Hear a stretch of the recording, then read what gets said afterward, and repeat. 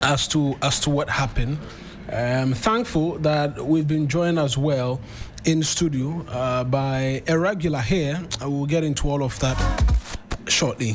The big conversation on 3FM Sunrise.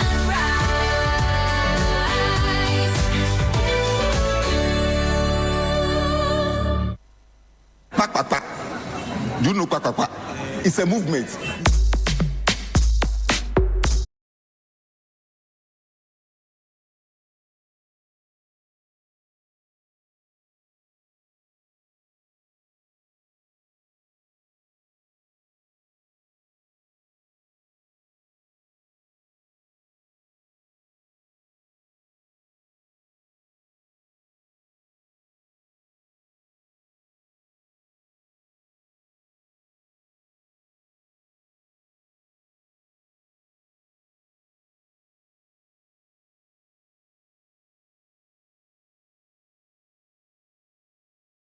The outcome of what it is that we saw yesterday, the president was forced to make a detour to the 37 military hospital yesterday after the news emerged that 6 individuals had died as a result of a stampede.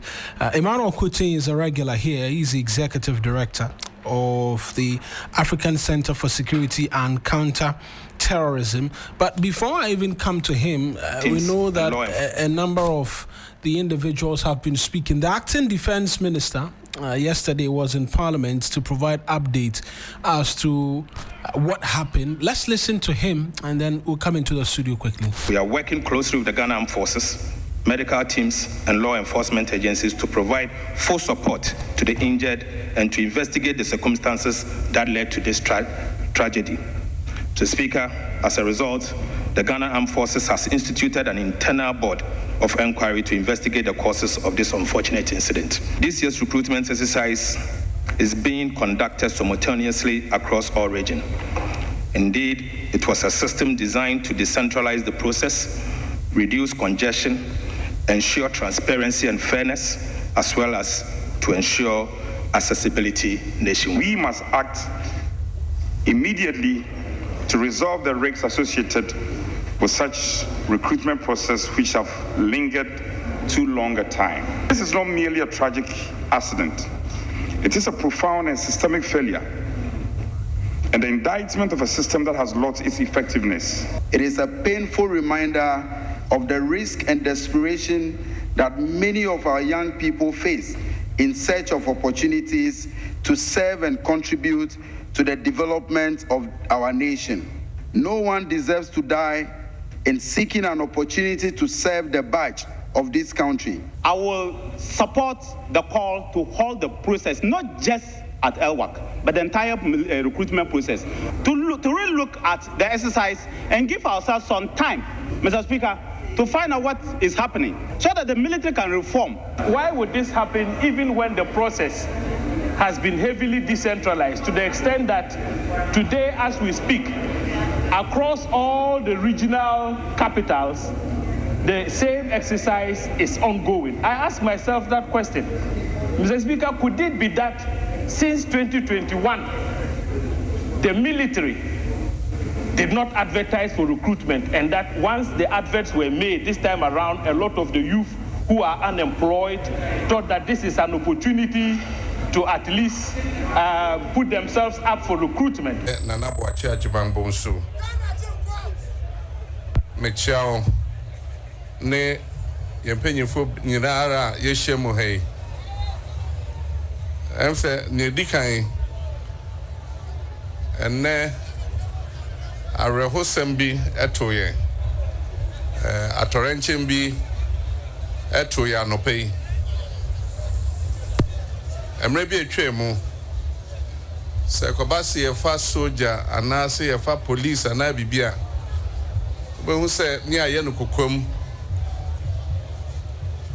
wonte hwe obehwa na yeyi nipa se omonko for training enti abra ye bontoa ansa ne ebeto 2024 abato no me shebo se ba ekobase yefa soldier na police ye de betudwa na region bia yama yamabuna kwenya na omoso omwetimi abepre se ne be ya ombenya se adwuma ni bia ye ampanso ye bie ade a ye friend no portal enti yamabunu bi ekosa fidie no so eko register enti enne na nke wo se ye hyase na ye hwe omwoma ni omho se ni omho de sitie ene sa ni omani na enti anope region bia ye kire omo bebia e wo se omuhia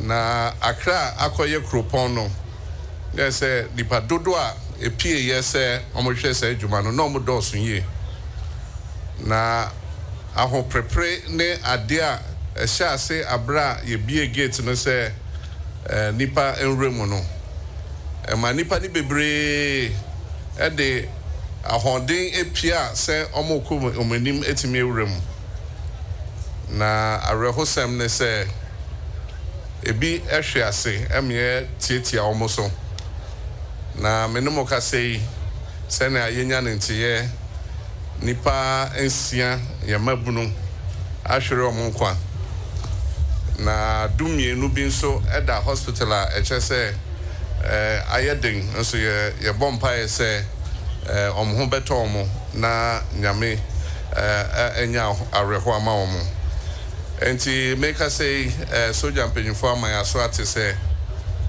yamma ensia omo nyina eyamma bawa oma hwere omo nkwa se Kumasi hanso bibi kakra sa siye echese nipa baako se we prade de India oda ayarsabia ono so ya bompa ese obenya ahode na nyame ahunu mobo enti enkraidie no meka che asoja force omunja ansa na yenhwem na ye nhihye foforo senebeya ni esi no ensi sabium enti makasa no mesre na obia pagya ne mu sima ba kope na yede akai yenuama a echese ene.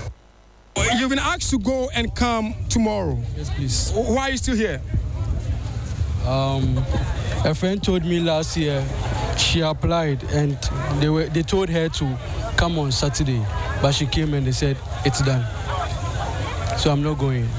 So it's an issue of trust? Yes, please. You don't trust the system? Yes, please.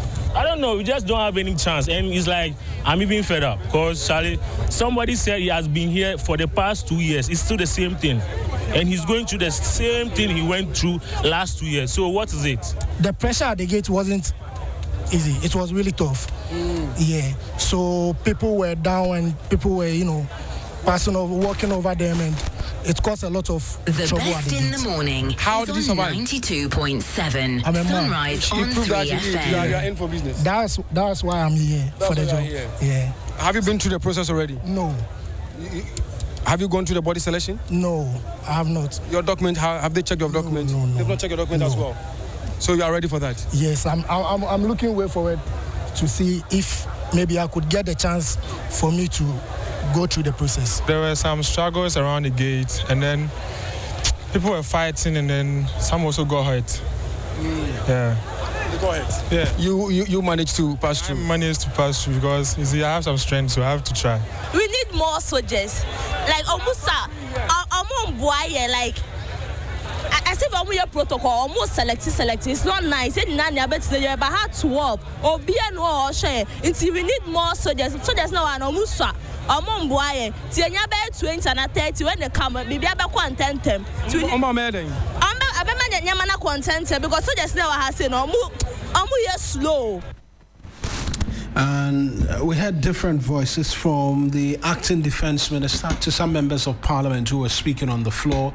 We had the president as well speak, and then some of the applicants, some who experienced the stampede and those who are outside. I mentioned Mr. Kutin was in studio with us. Mr. Kutin, I appreciate you joining us this morning. We've been listening to the voices and everything, but from all of what has played out, it does appear we still haven't been able to properly manage the process of getting people enlisted into the respective security agencies. Marina, thank you for very much for having me. And as always, very good morning to our cherished listeners. Right. And let me use your medium to offer my condolences to the bereaved family. Yesterday indeed was a Black Wednesday. It was an activity that shouldn't have ended the way it ended. In fact, it was completely preventable.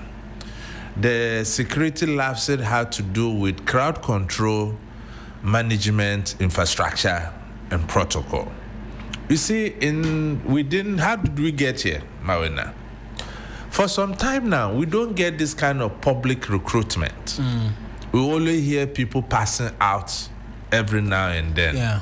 Even I can speak for a fact for the Ghana Police Service, for example, it was up to 4 or 5 years, there was no recruitment. When you talk, they said they have recruited ahead. And some of us made arguments about people who qualify within the period. Now, there was a policy shift that they were now going to do public recruitments so that every Ghanaian can have the opportunity to serve their country. Right. I think the military lost it in terms of crowd control management protocol. And I do admit that the military, per their training, they lack that aspect of the security architecture. That's why they have the military police and to some extent our police as an institution. My check shows that indeed they sought the help and services of the police. If you were there yesterday and you witnessed events, it was the police who were in charge at the various gates and things like that. Now, we ask ourselves, as a country, my friend Usa on our platform made a very profound statement that indeed the colonialists left us because they knew the psychological effect they have put on the African. It will take millions of years for us to overcome it. And that is profound. If you look at the way we have done our things, we have not changed from what had pertained within our colonial days. You understand? Yeah. If you look at our roads, our schools, and what have you. Now, technology abounds, is that not it? How could it be the case that we use the electronic process to do the screening of who qualifies and who doesn't qualify by way of the certification? You understand? Yeah. And why should it be the case that Ghana Armed Forces have vacancies for only 4,000 and we have 60,000 applicants applying for this job? That shows what we have always preached in the past, that youth unemployment was a national security threat to this country. You see the manifestation, you see the international damage it has brought to Ghana in terms of reputation. How could it be the case that a country that has been bestowed as the beacon of democracy in West Africa, to some extent Africa, this kind of basic things will be happening? What assessment was done in terms of the venue assessments? What anticipations and processes were put in place for the large number of people who were congregating at EWAC Stadium? Even what health assessment was done for the people who are coming there? You know, people started queuing at 12 midnight. No, in fact, some parents even came to queue for their children. My team tells me they want you to be here instead of here. But what I know as well is that as at 9:15 the day before, people had begun to queue. So even the 12 a.m. you speak about, some people had already moved there as at 9:15 p.m. on Tuesday, waiting to be the first to be checked or to be screened when the gates were open. Even Mawena, Ghana is not at war. We are not doing emergency recruitment. Is that not the case? What was the need getting all of these people screened in one day. It is administrative failure. But my checks. We have other places like the Accra Sports Stadium, don't we? Yes. We have the Independence Square, don't we?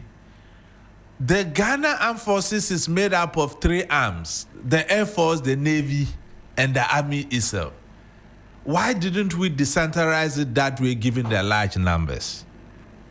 We could have equally made use of technology. The NIA databases, they didn't get the NIA card through the NIA, the National Identification Program. Absolutely. Didn't they take our heights? So the prelims, you do the initial qualification, you do the height one, it will further reduce the numbers. You know that? Yeah. As for the physical body examination, even in advanced democracies, it still happens. Because you can't assess somebody physically. Exactly. It's very critical, especially as far as military recruitment is concerned. And I want to place this on record. We should not see enlistment to the military as an employment opportunity. But that's unfortunate. That is where we get it wrong. It is a risk. You are putting yourself, because they will send you out to fight for the country, and you accept that you are prepared to do that sacrifice for the country. That's why in advanced countries, look, when my daughter finished college in the US, at her graduation they came for the recruitment. She opted to join the Air Force, others Navy SEALs and others. There were very few, they were not a lot. It was a nice spectacle to witness. Officers were on site to salute and give them all the appropriate salutations, because they have elected to sacrifice their comfort to serve their country. Do you understand what I mean? Yeah. And guess what? They were incentivized to even be recruited. They'll pay your school fees for you, and even give you a lump sum of $50,000. In our case, why is it different? We're paying we're paying to download. I'm going to serve my country, and I'm asked to pay for application forms, Mawina. Where does this money goes to, and for what? So these are the gaps in the system that has to change. And you know the bottleneck, because successive governments have not been intentional in creating job opportunities for the teeming youth. Look, the population of our youth, as compared to the entire population of the country, is 60%. Some have even projected, based on the last population census, to be 70. Is it not scary, Marina? It is scary. So the free senior high school, good policy. Our curriculum, we have to look at. We have to be intentional with our skills training. The Singapores, the Malaysia, Japan, we are talking about leading global technology innovation. It's about skills training, and it's not about degrees. In our part of the world, Dr. So and so, and everybody will quack because you have doctor against your name, or you're a professor or something. We are professors of engineers. When their cars even break down on the road, a common organizer will come and fix the tire for the person. So we have to be intentional with our educational curriculum. Another issue we have to look at in addressing youth unemployment, which is a serious national security threat, is how we can give proper enabling environment for the private sector to create the jobs this teeming youth so desire. But what we have always done as a country is that, Mawina, we give free zones and tax rebate to the foreigners. They come, they don't even pay our workers well, and they repatriate the profit home. We don't help our local businesses. And there must be a change in that regard. Another thing, government must look at, as a matter of agency, is our National Development Planning Commission. You know, our policies don't transcend beyond political cycles or change of government. The parties always come and they and change everything and turn everything upside down. In fact, when they come, someone will start a development plan, the other person comes, they throw it away, they come and do their own development plan, the other comes, they throw it away. And so we are in a vicious cycle. Yeah. So as a country, when can we say enough of the politics and put our country first? You see where politics has driven all of us to. Even yesterday, you should look at the comments of certain politicians. Very unfortunate. Why should we want to gain political mileage in tragedies? Whose purpose does it serve? Political interest. Have we as a people lost our Ghanaian sense of values and purpose? Mawina, have you lost that? So as a country, we need to depoliticize. It is now or never. We need to build our institutions. Look, this has been my hymn. Build our institutions, people don't understand. Can we have an intentional policy in job creation, let's say a 10-year plan, that would transcend government, irrespective of which political party wins power? This is the blueprint we need to follow to overcome these challenges. We've not been able to have parties agree on that. Because I remember when President Mahama in his first term, there was a long-term developmental agenda which didn't have the buy-in of the opposition. And so when Akufo-Addo came, they put that aside. There was another developmental agenda which was, and now the president has come. They are seeking to reenact the long-term. The politicians don't need to agree. The power resides from the people. But whoever is in government on our behalf, and they don't seem to to always agree on a path which we can take. Mawena, they don't need to agree. Power resides with me and you. What any president or leader who is intentional in some of these things should do is go by way of referendum. When the people say that's what they want, it's passed as a law. When it's passed as a law, what can the politicians do about it? What can the politicians do about it? And look, this very tragedy, Mawina, there must be consequences. People must take responsibility. We can't continue to have some of these things every now and then and they are no responsibility. Some mischievous people decide to do a fake letter. Brigadier Jemfi has resigned as Deputy Defense Minister. Why should Brigadier Jemfi resign? This is not an issue of policy. It's an issue of administrative error. It comes under the ambit of who? Is it not the CDS? Who has the army? Why do we want to do political propaganda at cheap points? It doesn't sit well with some of us as security watchers. That is why the committee put out by the CDS, they should be stopped in their tracks.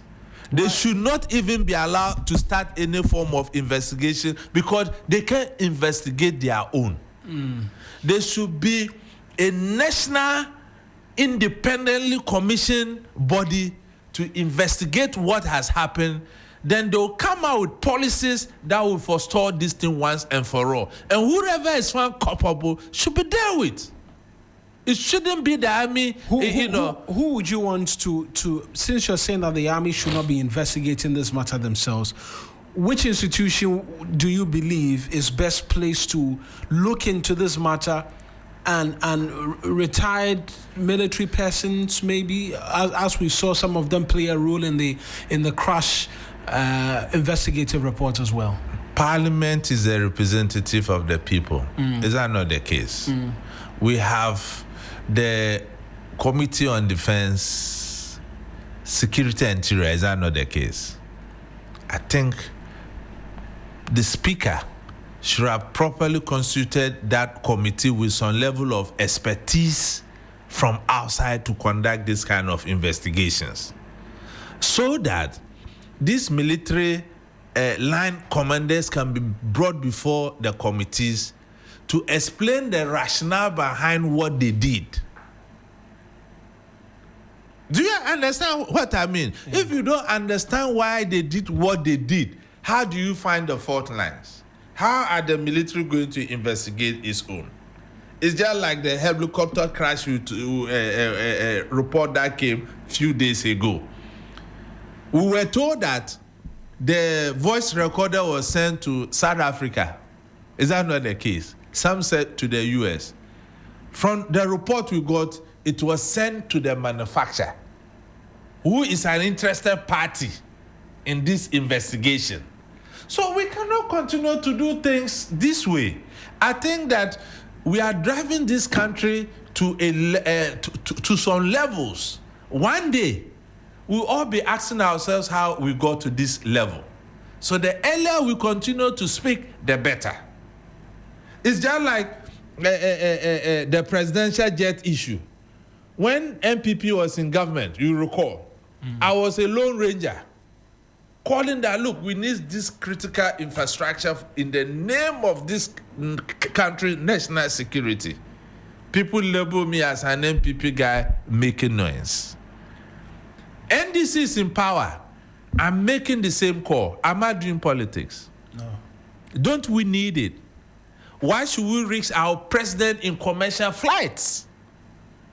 Even the mere issue that the president is even flying with his own brother's private jet is a national security threat to the country. It's against all protocols, and that must be stopped forthwith. Even his brother driving him, it has to stop forthwith.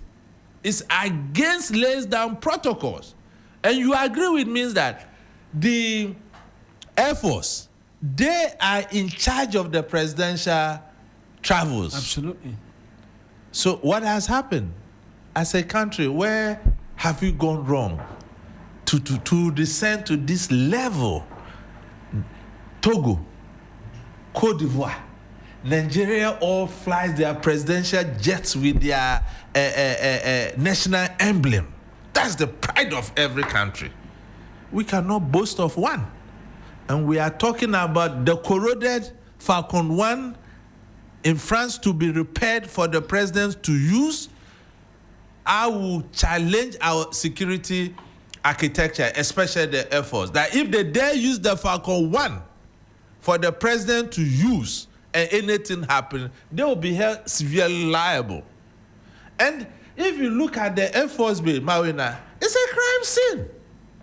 I say so because, look, the Z9 helicopter. Yes, there were 4. Is that not the case?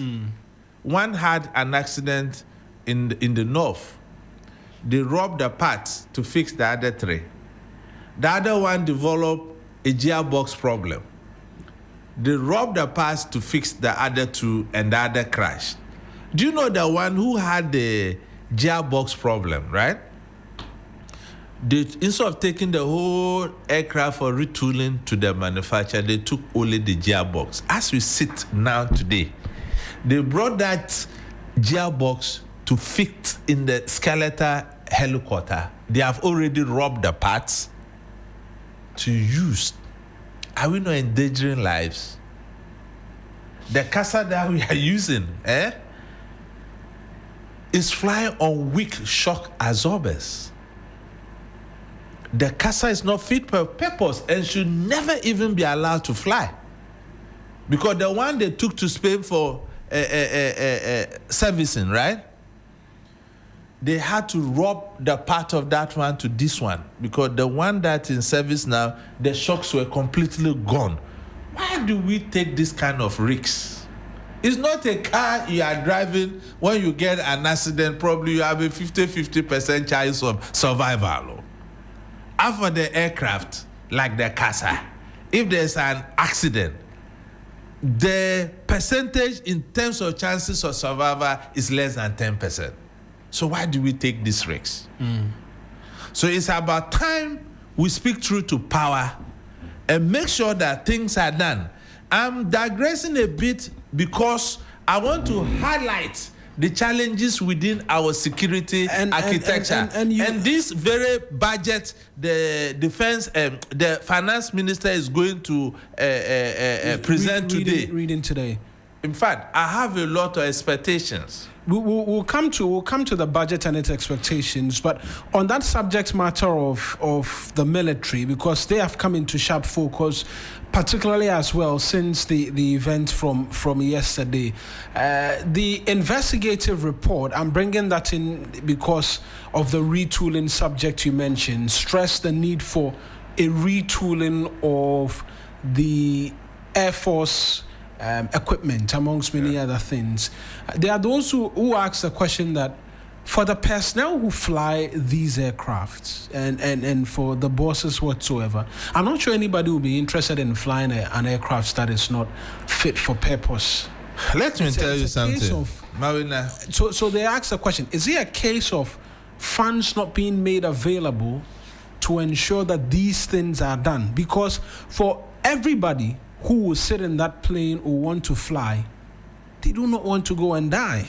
So look at our military budget. I want to just go on the defense budget 2024. It was less than 0.36% of our GDP. That is far below international standards and even under regional standards. So to your question, why officers will fly planes that are not fit for purpose? In the military, is do before you complain. It's by orders. The junior officers have no voice. When the voice concerns, they threaten them with all kind of threats. And if you don't take time, you'll be victimized. Right. That is why this subculture has persisted. So to me, the military should man up and speak to some of these issues. And we as security advocates, we will do the policy analysis and help government to give more funds to the military. So as it stands now, that's been established. There's a problem in terms. There's a problem of funding. Of funding. Let me get onto the phone line. Seth Autry is a criminologist at the Institute of Security, Disaster and Emergency Studies as well. Mr. Autry, thank you very much for speaking to us. We started the conversation with the unfortunate incident from yesterday, and we'll continue to offer condolences to the families. But the military has come into sharp focus, particularly on the back of the reports which were submitted to the president, which revealed very troubling details in terms of certain safety checks, amongst other things. And then yesterday, what some have described as purely administrative in nature, leading to the death of 6 lives again. Where do you stand on persons who say that, look, perhaps we need to remove the veil in terms of how we want more often than not treats the military as a closed book? We should be opening it up a bit more and scrutinizing the details as to what happens there. Good morning, Martha, and good morning to your listeners. I think it's a sad period for Mother Ghana, because people who gathered to go through a process for them to be selected to serve Mother Ghana end up losing their lives. It's something that calls for a deep reflection on how recruitment exercises are organized in Ghana. In fact, it is not the first time that we've seen such overcrowding or panic during public enlistment. But the question, how could this have been prevented? I think that is a very important question that we all need to, have deep reflections on and all that. And like you said, yes, I think it's about time.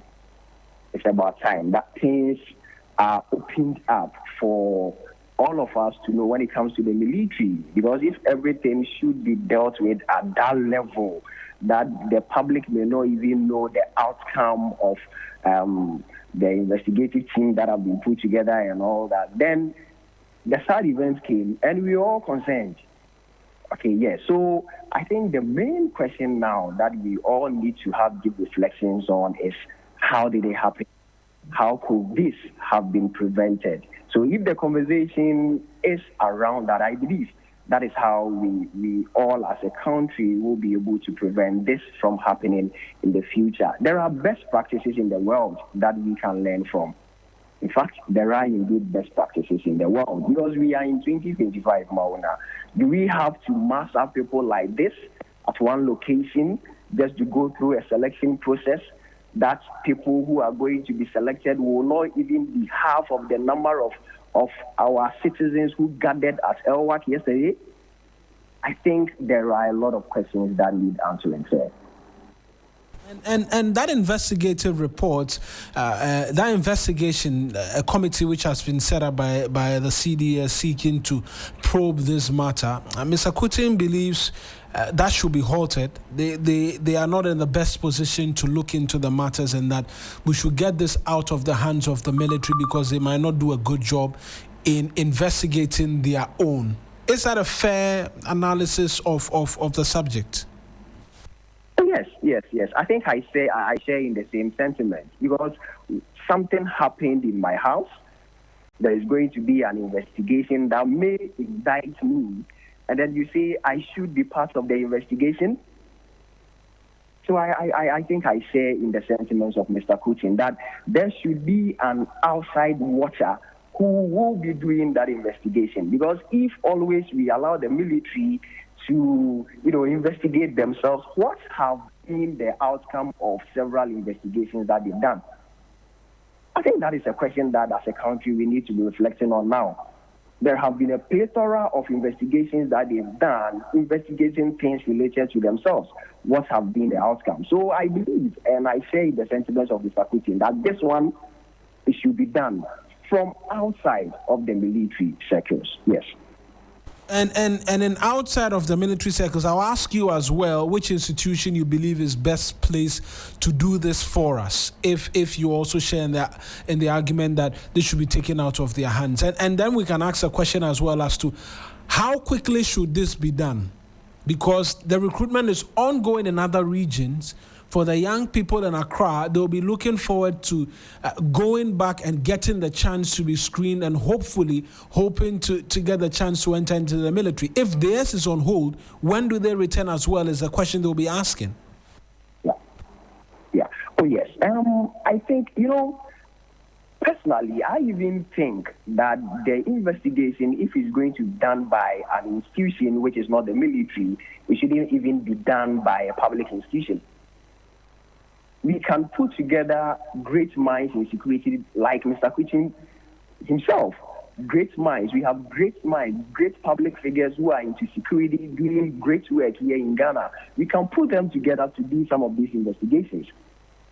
Because should we employ public institutions to go into this, of course they are their brothers, they are their friends and all that. But then when we put together private minds to go into some of these investigations, if we begin to do some of these things as a country, I believe, Maona, it is going to help bringing on board private people when it comes to issues related to the public. I think it is going to help. And like you said, because the recruitment has not been halted in other regions and it is ongoing, I believe the investigation should be carried out as early as possible. As early as possible, recommendations are made so they know how to streamline the whole process in Accra, so they will be able to prevent some of these things. Because personally, I think it should have even been very, very easy for them to do. Because the numbers that will be marching up there. Why did you then decide to use one location in Accra? Accra is the capital of Ghana. A lot of people are in Accra, and so they bought your forms. I believe they did an online registration, so a lot of them selected Accra. Could we not have prevented this from happening now? We could have. We could have and should have, but for the current leadership of the military, One would say that one too many in terms of the incidents which we've witnessed in the last few months, all resulted in 12 deaths. The helicopter, in fact, it's more than 12, 14, right? The helicopter was unfortunately 8, and then we're seeing 6 individuals as well. There's a concern as to what this could mean for them as well. What will be the advice in terms of how operations and subsequent issues are handled going forward? Because anybody watching will say that now you can say they're running on thin ice. Yes. So, 14 lives, we as a country losing 14 precious lives, like you are saying, it's something that needs rethinking. It's something that needs strategizing and all that. And so, yes, they have lost their people. And so dealing with them, sometimes we need to apply, a bit of emotional intelligence here and there and all that when it comes to dealing with them. But your job is your job. Something may happen to you, Mawana, today. Tomorrow, as a journalist, you need to wake up, put yourself together and get to work. The military must get to work. They must get to work. We must not be in the news for some of these things, because they are respected people. They have the experience. They have all that it takes for them to do their work as persons. So the thing is that, yes, investigations may be done, but after the investigations, how do we treat the recommendations? How do we treat the recommendation? Is it going to be what we've been doing all this while? We put together investigation team, they do the investigation, they come out with cogent recommendations, and they are left to gather dust. Is that what we are going to do? We cannot do that when it comes to the military, because the security, the safety of all of us are in their hands. And so I believe that we need to begin to look at things in a different way when it comes to the work of the military. Else, it started with 8. Now, people who even want to enter are losing their lives. Nobody knows what tomorrow will bring. So, Mawina, like you are saying, we need a rethinking. We need a re-strategization. Yes. And let me round up the conversation with you and Mr. Kuti on this particular subject matter. This morning, when I was on my way to the office, I went past Elwak. There were still young people who were coming round and hoping that they could be screened as well. At the heart of it all, also, is a lack of trust in the ongoing recruitment process. It's been fraught with allegations of people paying monies to receive enlistment into the security service, amongst many other things. And one of the bases upon which people were still insisting on making their way through and all of that, that needs to be cured. How do we approach that particular subject matter in resolving it and helping people appreciate that the process is transparent for all? I'll start off with you, Mr. Kuti. Well, thank you once again. I thought you were ending with my colleague, so I was caught off guard. If you look at what is before us now, I think what we need to do as a country, first and foremost, is to take responsibility and then put structures in place after a committee has been put in place to come out with the fault lines. If you look at our military architecture as things stands now, there was one aspect some of us were not happy about, especially when a victim was on the floor and the colleagues were shouting that he has fallen instead of lending support or helping hand to the person. Yeah. So you see the competitive nature in the Ghanaian youth and the greed in us. Even at the spell of someone losing his or her life, everybody stood by. So look at the energy we use in taking videos and pictures. If we are invested that same energy in helping these people, where would it, I think we would have made a headway. The other aspect of it is this. The military is a very disciplined institution. Did you witness people climbing walls to enter, to be enlisted? That is total indiscipline. Yeah, I was saying that on that score alone, that whoever persons found culpable doing that should have been disqualified, automatically disqualified. So I think halting the processes in Accra alone does not go far enough. This has become a national tragedy. So all the recruitment processes across the country should be halted. That is my humble plea to the president, so that we will look at the events that led to where we are, then we can put corrective measures in place and proceed. And look, Marina, something came to mind. Do you know at our secondary school we have the cadet corps?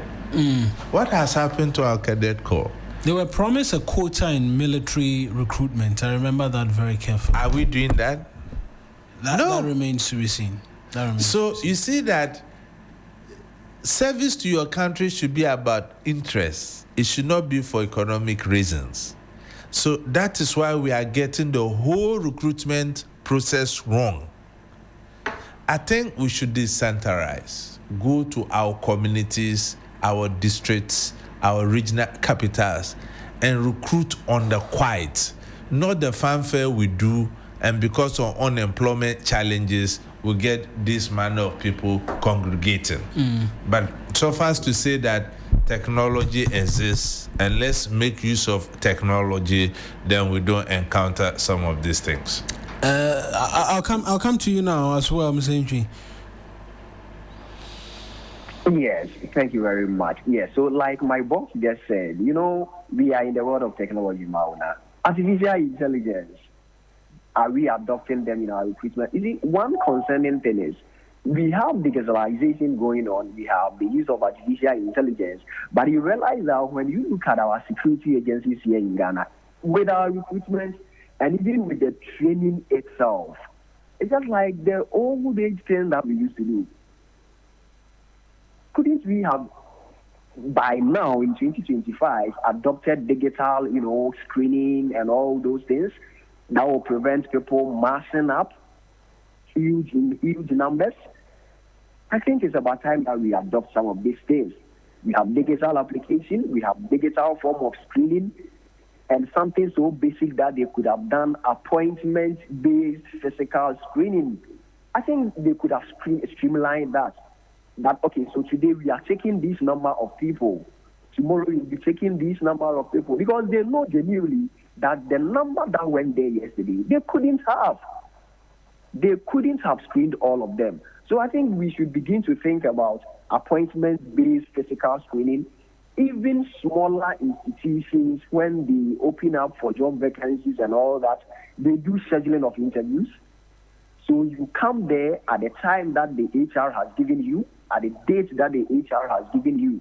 And so if you are going to experience these huge numbers, I think they should begin to think about appointments-based physical screening.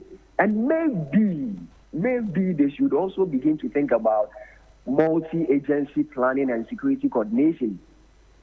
It should, because it's the Ghana Armed Force recruitment, then everything is in the hands of Ghana Armed Force. Because it's Ghana Police recruitment, everything will be in their hands alone. Just look at the number that came there. Just look at the number of recruits that came there. Yes. So if we begin to adopt multi-agency planning and security coordination, we have police managing maybe access and crowd control. We have a health team there that will provide first aid and ambulance support. We have these people there doing this, doing that. I think in the future, we will be able to prevent some of these things from happening. Thank you. Ms. Autry, I appreciate you joining us this morning as well.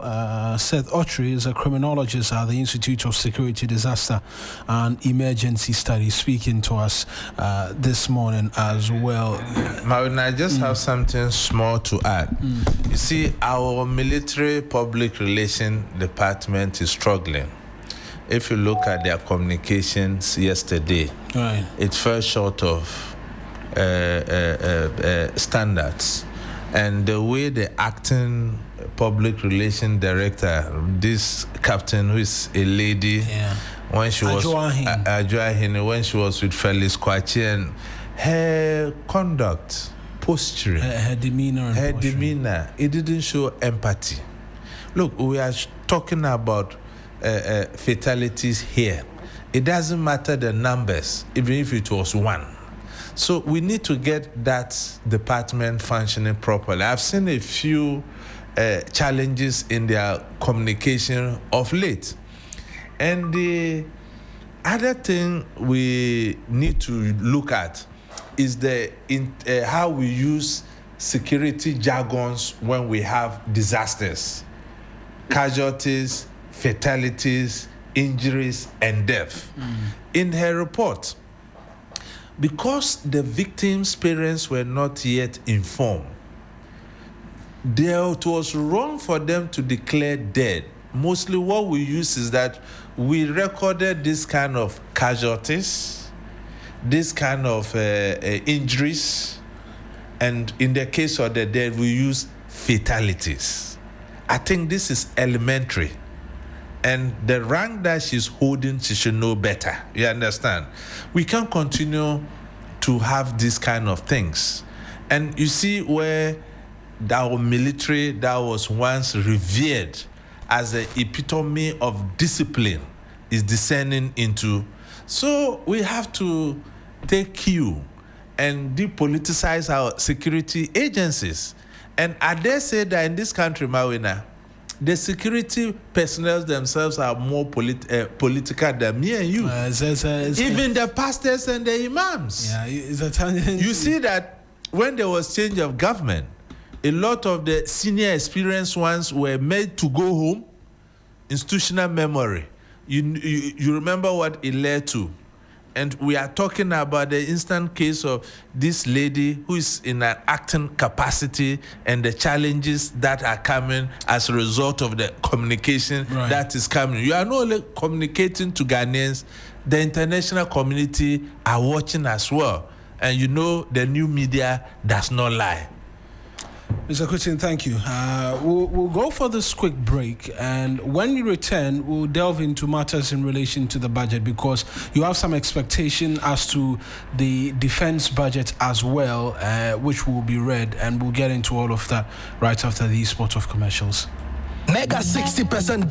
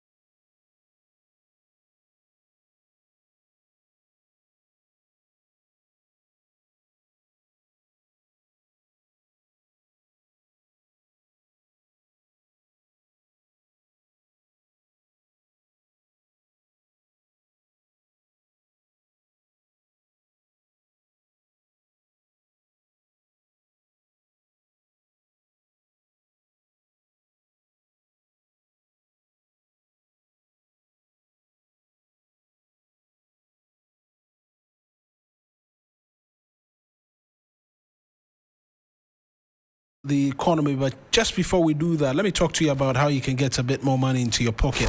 The Luckiest is back again, bigger and better, with chances to change your life. 2 easy ways for you to get into the game. The first is that you grab your phone and dial *712#. You choose option 1 to buy a ticket for yourself, or option 2 to buy for someone else. And if you want the system to generate a lucky ticket for you, go with option 1 again.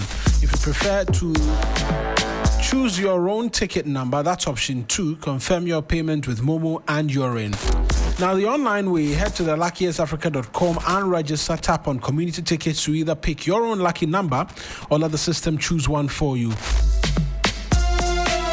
You can as well buy a ticket for somebody else too. And when it's time to pay, you use Momo if you're in Ghana, or pay with your card if you're abroad. One ticket can multiply your money by 500 times, and your whole community could win 10 times and over. This is your golden chance. Hop on, let's get lucky together, because luck is everywhere.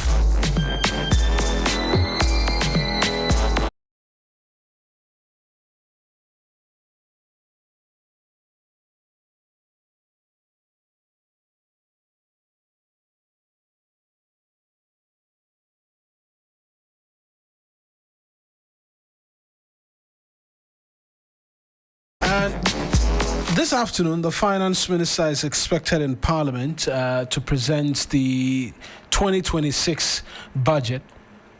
But quite a lot in terms of what to expect. And Mr. Kuting has been here already. He's going to join us in continuing this conversation on the budget and what it is that we can expect as well. But let me just run through a bit more in terms of some of the numbers as we have it behind us. And in terms of the debt to GDP ratio as well, we've seen a little dance. We started off the year in January at 54.48%.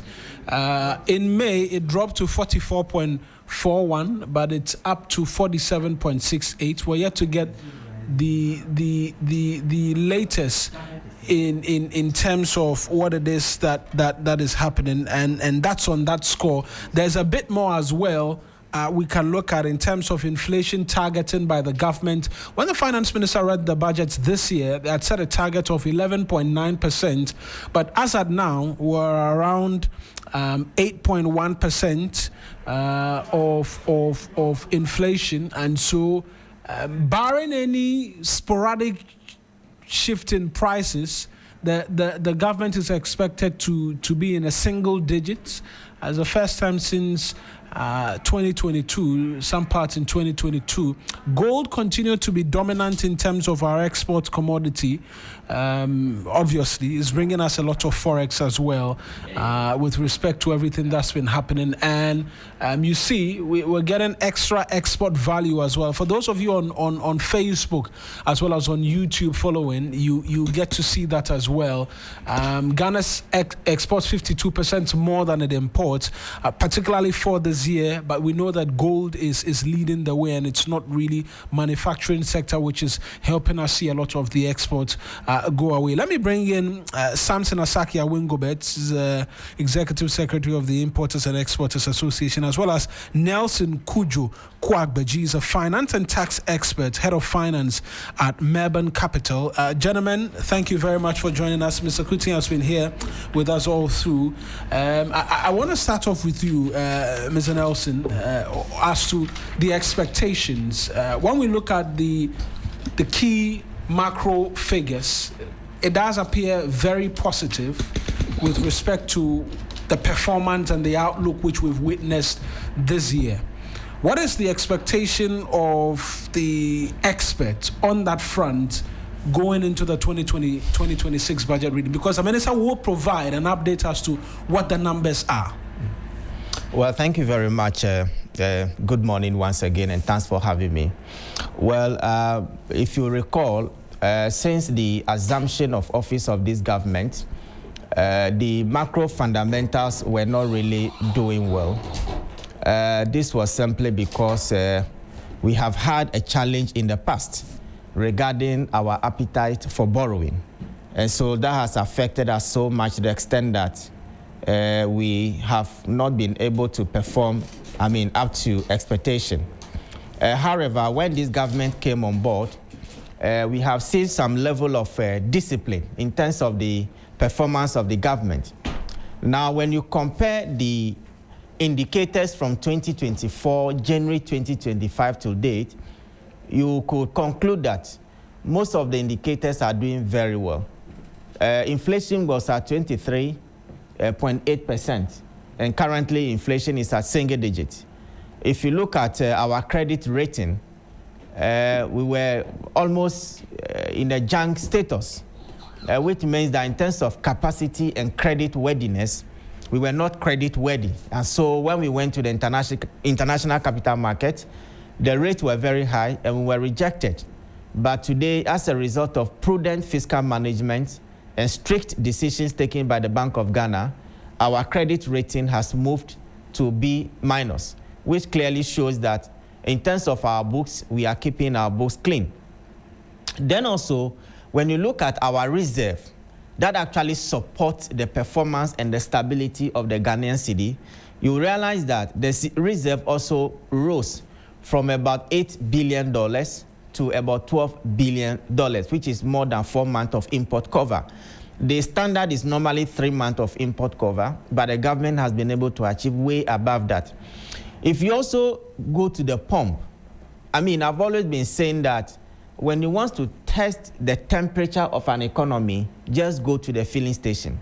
When prices are low, it reflects directly in our daily lives.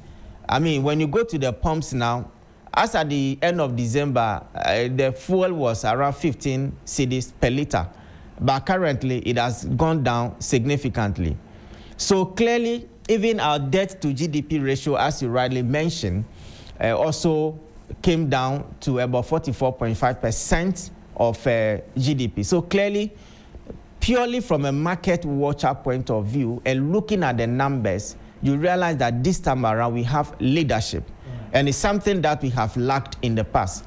But going forward, our expectation is that the minister will be telling us policies that the government intend to implement in order to sustain the gains that we have made. Right. Because now, when you go to the market, prices have generally reduced. The only problem, somebody was telling me yesterday that when you go to the market to buy goods, a bag of 5 kg rice, the price is down, a gallon of oil, the price is down. But when Hajia goes to the market to buy that rice at a reduced price and buy oil at a reduced price, she's not reducing the wache price. Hajia is not reducing the quantity of wache or increasing it. No, even reducing the price. Even reducing the price.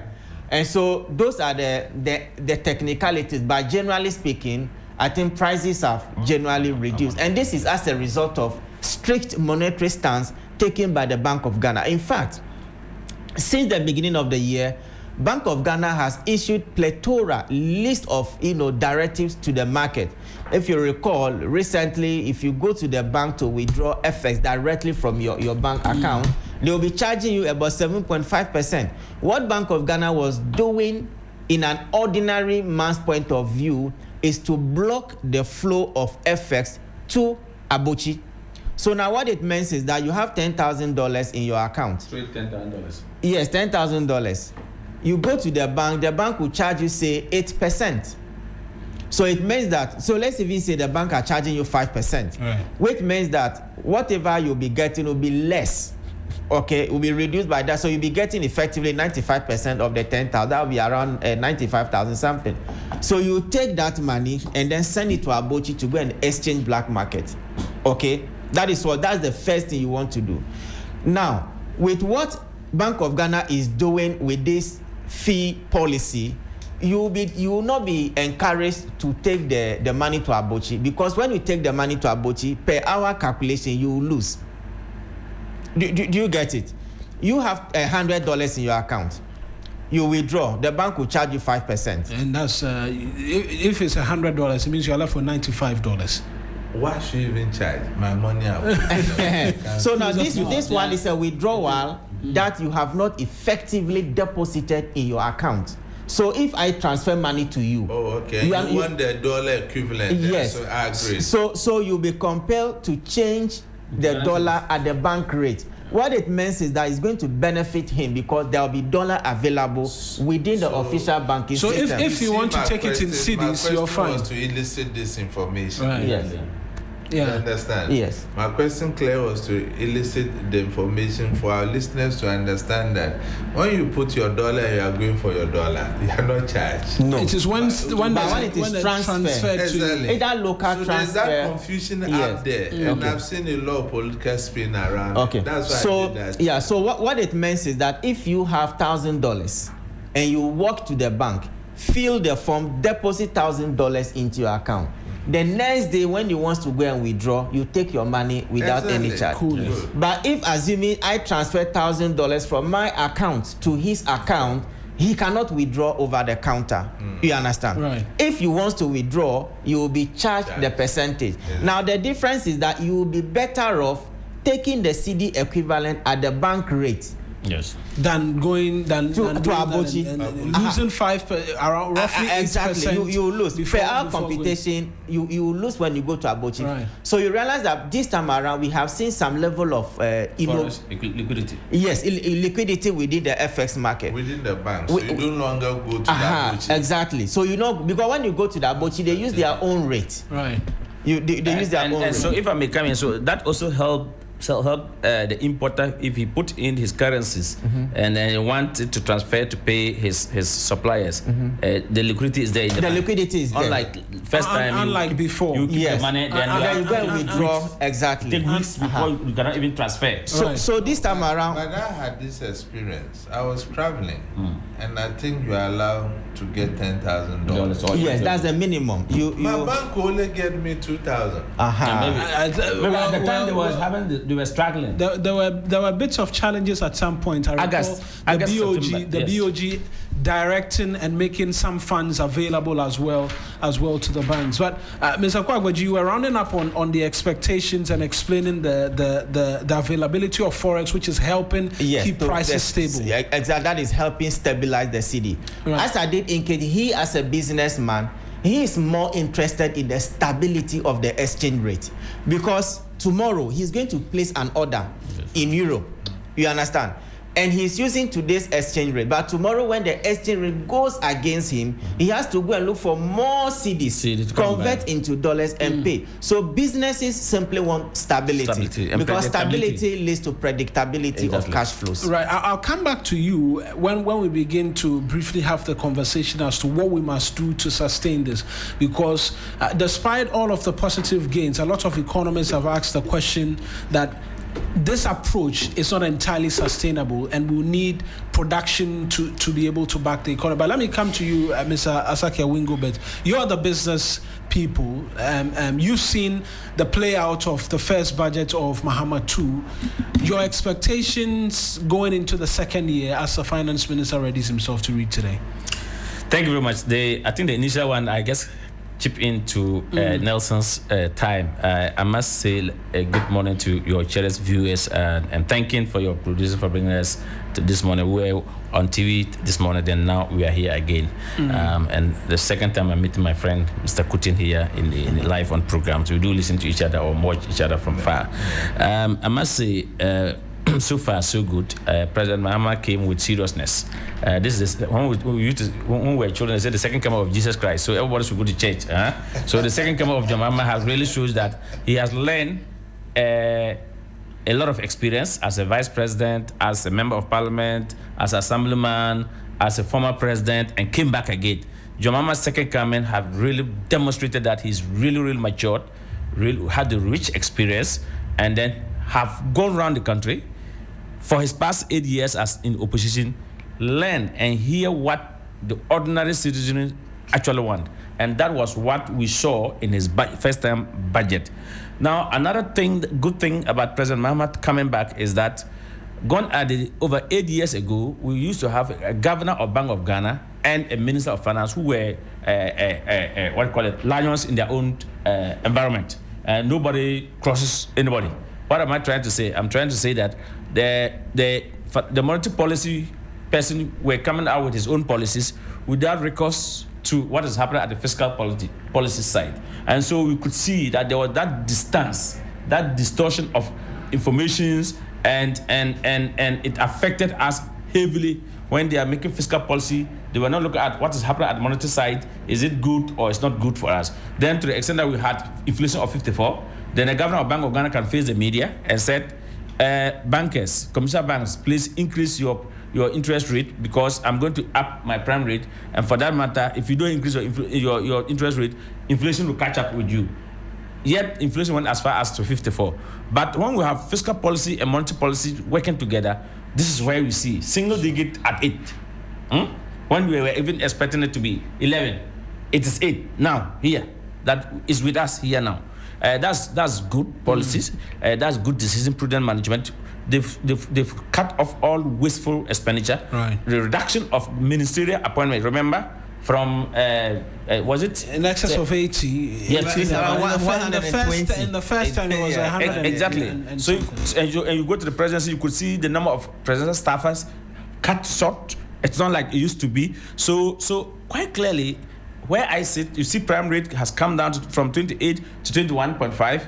You've seen the Ghana reference rate has also come down as well, which commercial banks are using in determining inflation, interest rate for business community. So everything, you go to the market, you saw how the Minister of Finance diffused the minds of everybody, moved to the market the first time of his budget in March 11th, 2025. You remember? Yeah. Before the budget was presented, he's been going around the markets as well. And as I speak, this budget again, he has already gone to, the Takoradi. He visited Takoradi, then he went to the market. I'm sorry, it was the Kotokoraba market, right?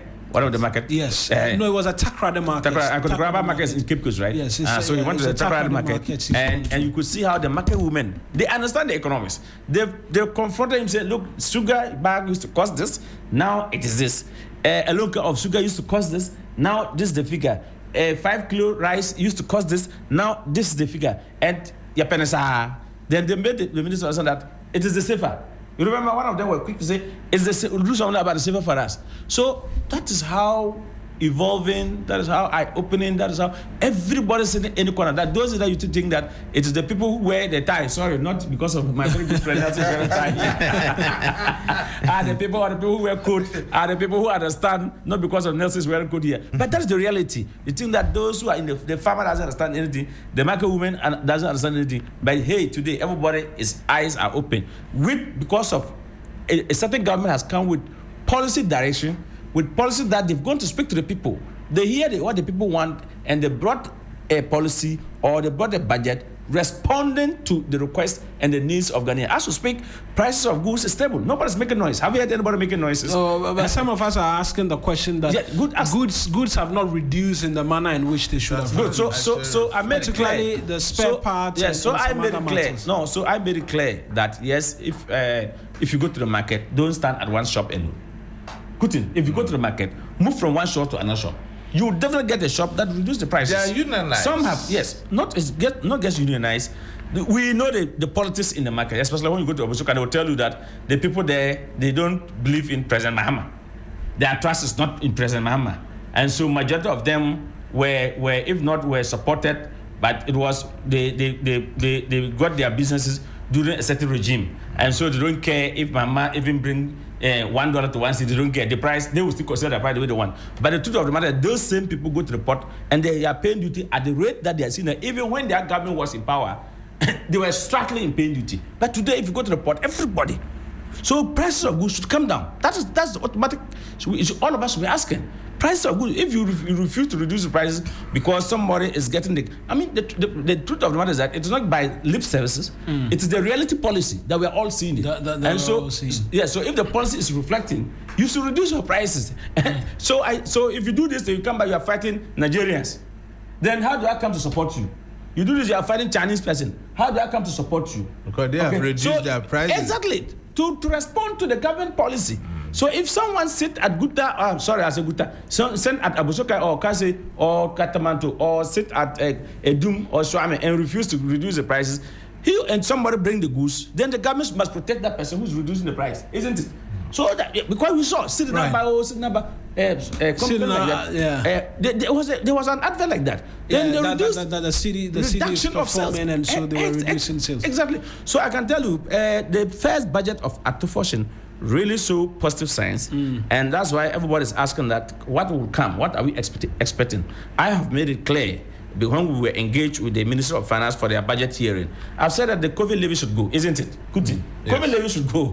We have no COVID here. Even in fact, countries that were heavily affected by the recorded high death of COVID experience did not introduce any COVID. Yet Ghana will introduce COVID. Yet Ghana will introduce something even at the airport. People were hold some holding areas. They have to pay so much money, dollars for one person to take it away in this country. So someone said no. COVID should go so that we can reduce prices.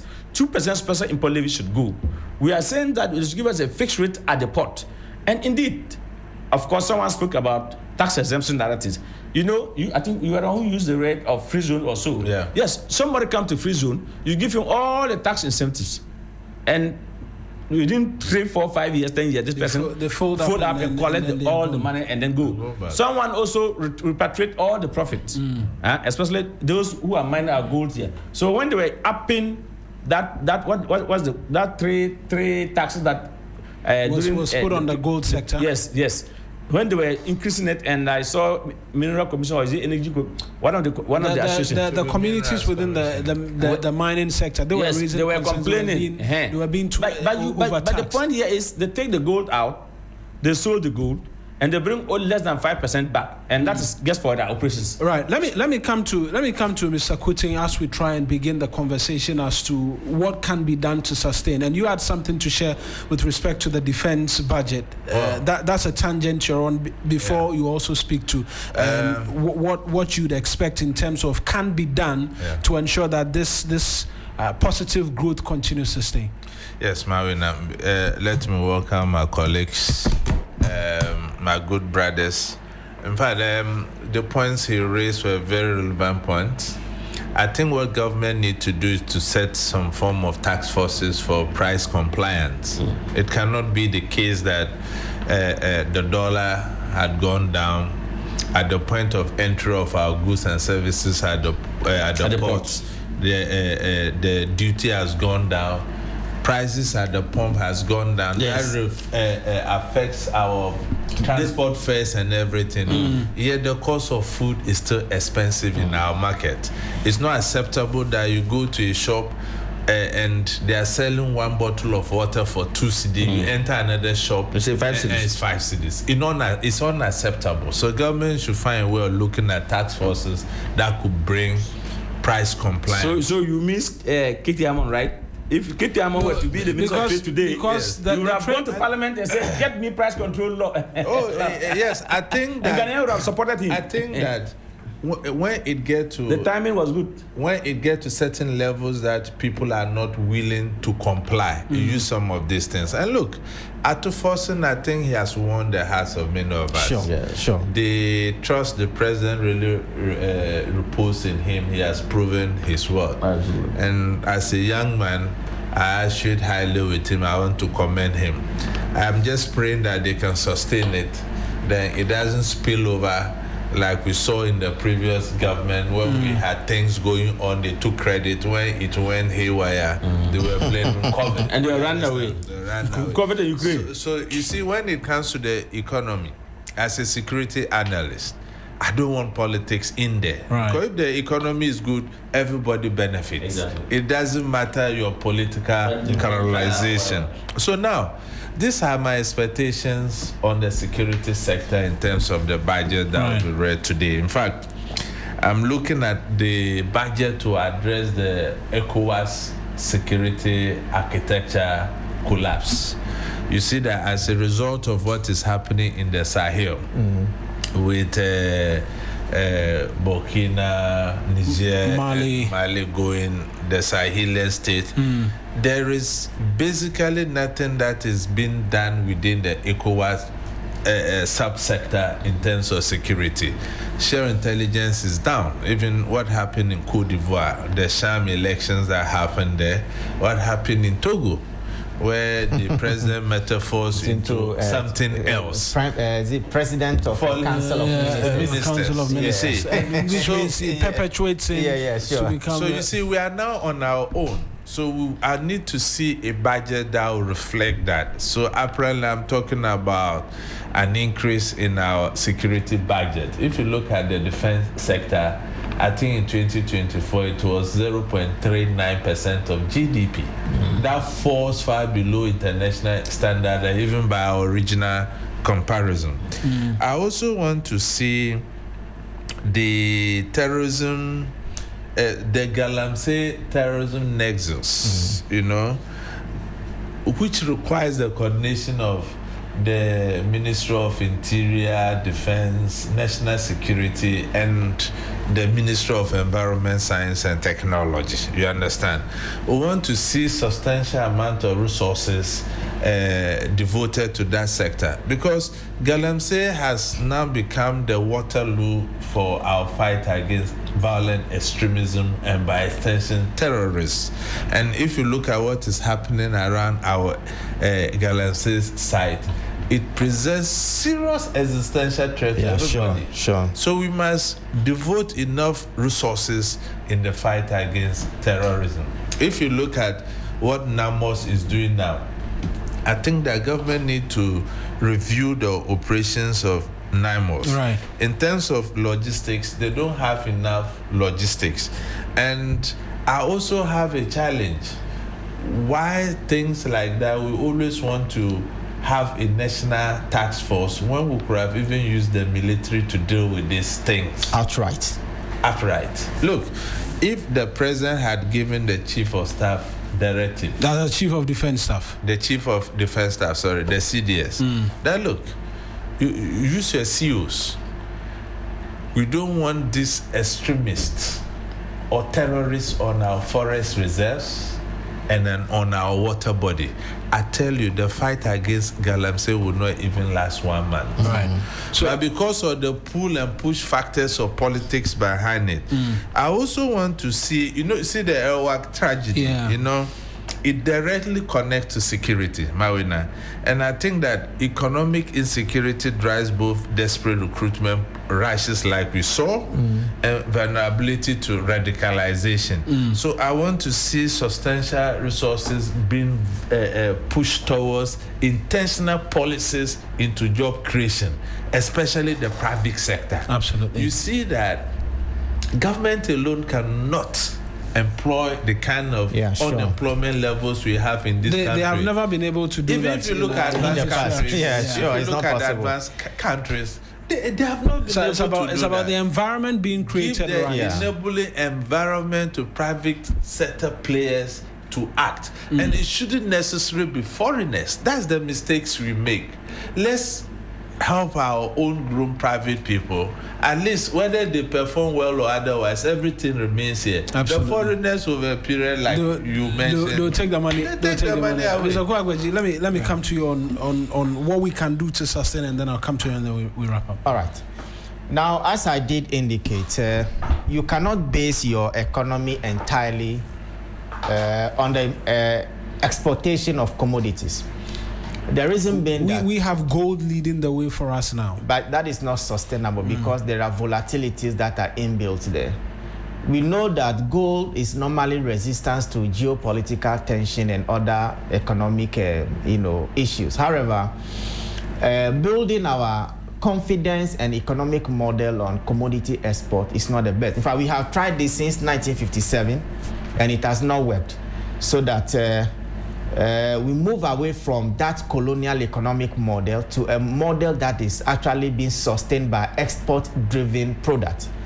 And I am happy that if you look at the tone of the president, right from the time they came to power, it has been about, the manufacturing sector. It has been about agribusiness. In fact, that actually informed the decision to actually add agribusiness to the Minister for Trade and Industry. And just as my brother said, if you want to sustain your growth, because it is the growth that will create the jobs, government alone cannot do it. And so reason why we were happy when the government launched the 24-hour economy that was supposed to capacitate the private sector, that was supposed to incentivize the private sector. And so going forward, in order to sustain all the gains that we have made, there are 3 things that we have to do. Number 1, we have to continue with our fiscal prudence policies. We have seen that the all over the place kind of expenditure that we witnessed in the past, this current finance minister has been very, very prudent in terms of expenditure.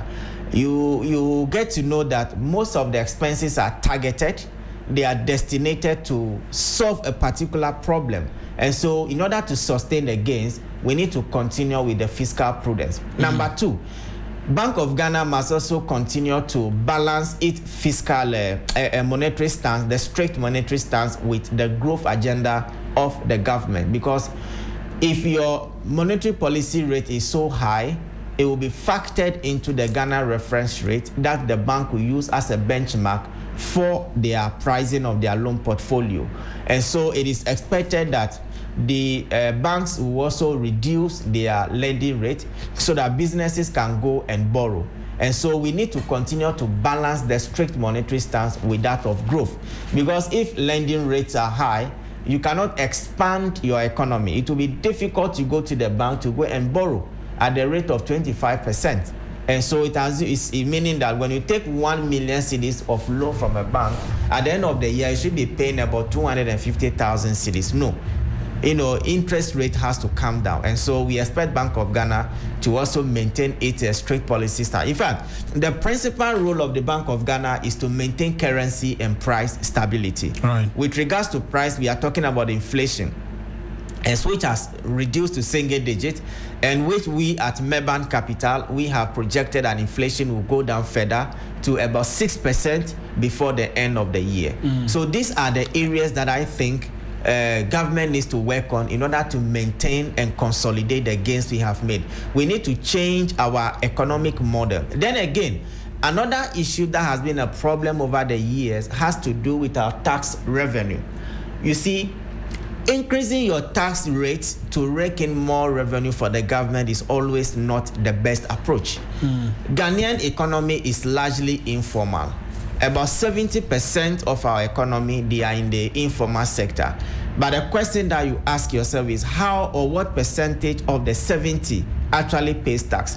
When you go to the Hajia who is selling wache just in front of TV3, do you think Hajia pays tax on the wache that she sells? It's a huge conversation. I think some weeks ago, the chief of staff was at the GRA event where they said they've introduced a new system which will allow as many people as possible to pay tax. Exactly. A lot of the time, we get to hear about new innovation which is expected to expand the tax bracket, but nobody ever checks whether or not these are eventually work and that we can see the real-time value of these innovations, which sometimes we pump a lot of money into.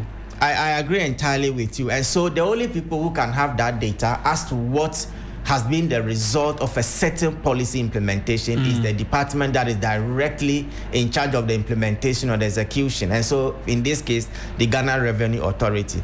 So I think that we should expand more of the tax base, expand the tax bracket, bring as much people as possible, embark on a tax education to rake more people into, because once you are able to raise enough domestic revenue to meet your expenditure, then there is no need to go and borrow.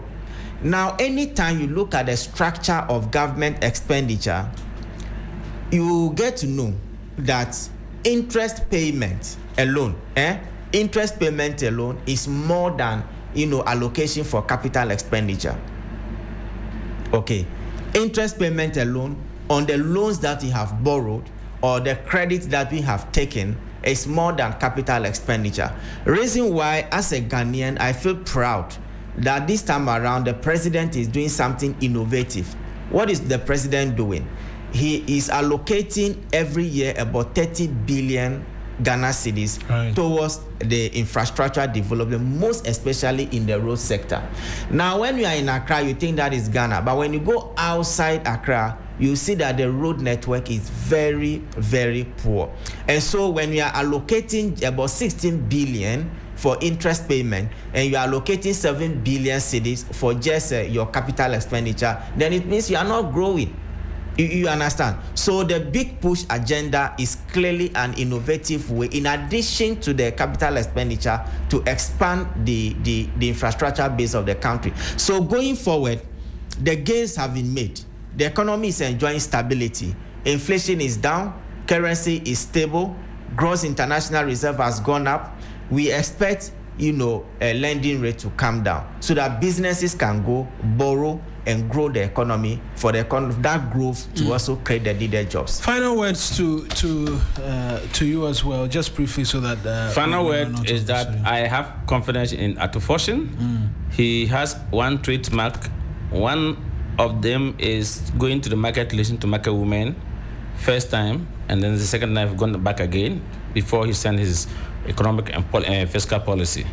I am very optimistic that, having heard from other quarters, we Ghanaians is going to enjoy this Christmas under John Dramani Mahama second budget for the 2026. Interesting. Thank you very much as well, Mr. Kuti. You have any last words before we run out of the We'll continue to pray for Ghana and let our nationalistic spirit be at its best. At this point, let's put politics aside and build our country. Kudos to His Excellency John Dramani Mahama and his finance team.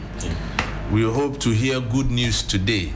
And to my dear Ghanaians, let's be patriotic. Let's be patriotic. I have not heard of economic management team. I have not heard any names, but I'm seeing the reality. The work is done. Mr. Wingobet is now doubling in there. My appeal is to us as Ghanaians. Let's allow the reduction in prices trickle down to the and reflect for everybody. We say we are enjoy. Christians, we are Muslims. We go to church, we go to the mosques. Let that spirit reflect in us, and Final words from you as well. Well, I would just want to encourage the government to continue what they are doing. The credit rating has gone up. Most of the indicators, from purely a financial point of view, clearly shows that the economy is actually recovering and it is stable. And this is the time to grow. What happened yesterday at LWAC, just as the other experts are saying, is a clear indication that unemployment actually poses a serious threat to our economy. And so the budget should be focused more on growth and job creation. Not only jobs, but jobs that are quality, jobs that are decent, and jobs that are sustainable. Thank you. Thank you very much as well for joining us. Samson Asakia Wingobet, Emmanuel Kuting, and as well as Nelson Kujo Kwagbaji, gentlemen who joined us to discuss the budget as we expect the finance minister to read it. Let's do birthdays now.